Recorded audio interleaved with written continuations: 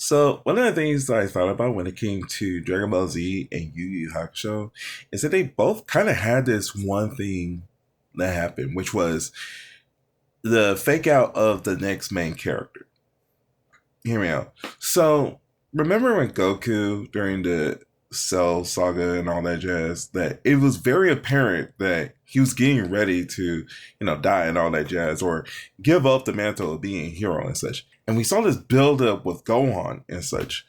And then, of course, Goku did die. And then, we see the next generation. It literally, the chapter that starts with Gohan getting older is called The New Generation and such.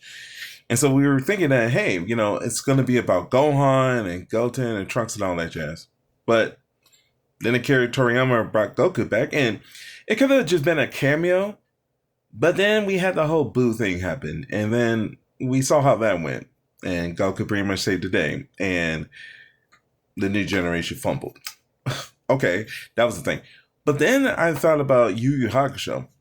Because remember, Yusuke, during the Sensui arc, he's fighting and such, and then he winds up dead. And then we see Kuwabara. And, the whole time during that arc, you kind of see this buildup. And this is probably just me, but I kind of noticed it was almost mirroring Yusuke during the Dark Tournament arc. He had to learn a new ability and such, and unlock, his fullest potential and such. And so when Yusuke died, there was a moment where Kuwabara got that power up.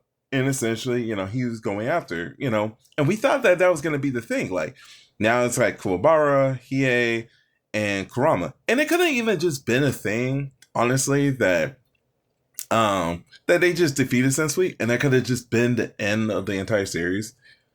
But no, then Yusuke came back, and he had that demon form. And then that's when we learned that, oh, he's part demon, and yeah, then we got the Three Kings arc.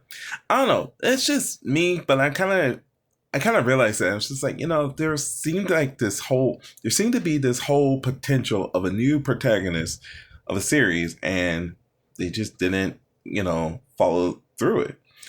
I gotta give it to Takashi though, that we are seeing that in Hunter x Hunter with Gon switching over to Kurapika and such. And so now we're having the whole Kurapika thing happening, so we'll see how that goes if he finishes it. But what do you think? Was it just a coincidence, or do you think that, maybe they should have switched it? And how do you think the stories would have been? And what other manga did you notice is happening? Anyways, take care. Peace.